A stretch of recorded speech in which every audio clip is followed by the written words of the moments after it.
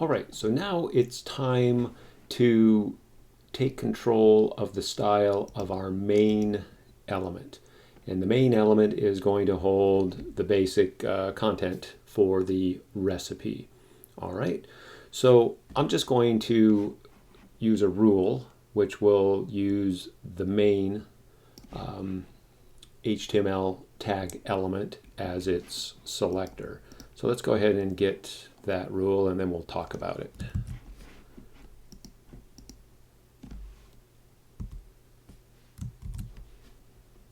Let's get rid of this extra space here. And then we're going to have to tab these over a little bit to get our formatting consistent here. So we'll just tab these over.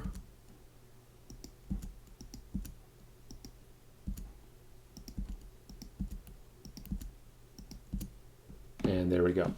All right, so we're using the main HTML element as our selector. Again, we're going to set the position to relative. This time the width is going to be 70%, okay? Because we're going to center this main element in the browser window, in the device window. The height's going to be auto, so the height will automatically adjust based on however much content we add inside. Our margin, we're going to use 30 pixels on the top to move the main down from the header element.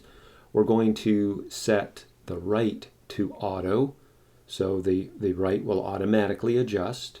We're going to set the bottom to 30 pixels to move main away from whatever element is going to follow it. I believe the footer later on. And then we'll set the left-hand side to auto calculate also. And then the padding, we're going to come inside the main element. So our margin is going to deal with the outside of the main element. Our padding will deal with the inside. I'm going to leave 0 pixels at the top, and then we're going to place 20 pixels on the right, the bottom, and the left. So that will move content in. So if we were to change the background color or we were to place a border or whatever, our content would be moved in 20 pixels. All right, so we're going to do something a little different here. Now we're setting a background image. So we've been using inline images. So if I were to scroll up over here, we have been using image and then our source and linking to an inline image. Okay?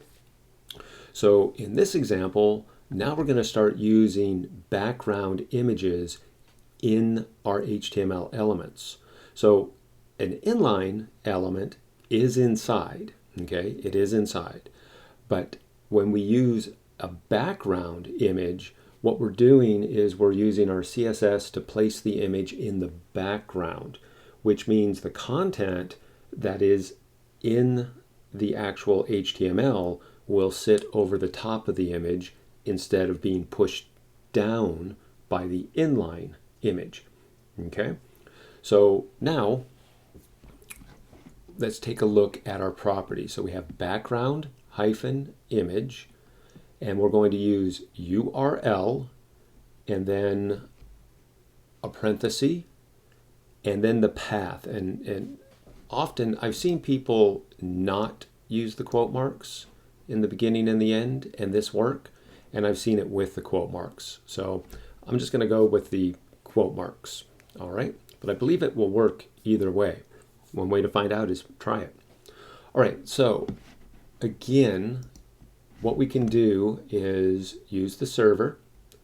So the MAT students, again, would use this path up here to the folder, to their images folder, and we're going to get at the AVO parts small.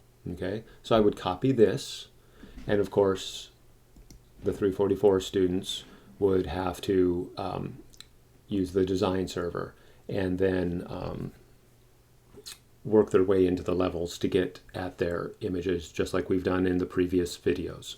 All right, so let's go back, and I already have it pasted in here, but this is the path to our image.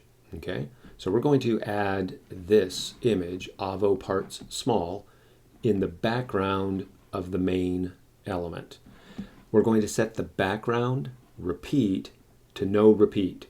So the image will only show up once. If we were to set repeat X, then the image would show up and it would repeat on the X coordinate horizontally. If we set repeat -Y, then our images would stack up vertically only, okay? One column vertically. Now, we're also, so I'm just going to go no repeat, so the image will only show up once. The background position, what this is doing is 0 pixels, 0 pixels is saying the top left-hand corner of the X and the Y coordinate for the main element. So this is the X coordinate, this is the Y. So X coordinate, Y coordinate. So basically you can make this image go right, and you can even go left with negative numbers, and you can go up with negative numbers, or you can go down with positive numbers, integers. Okay? And you might want to experiment with that. So let's go ahead and save. And now let's take a look. So we're just going to, so right now before I refresh the page, just kind of get a sense of what's happening here. Now we will refresh and we'll scroll down and you'll see that our content is only 70% of the width of the browser. Okay? And let's see, my image, oh, I know. I didn't paste this here. I said I did, but I didn't. Okay, so I need to, this one here. I'll copy the link and then go back. I was talking about this path and it wasn't a complete path here. So let's make sure I add the path to our folder on the Mat server in this case. And then we'll save. And now let's refresh. We'll scroll down and we should see our image showing up on our page. Okay?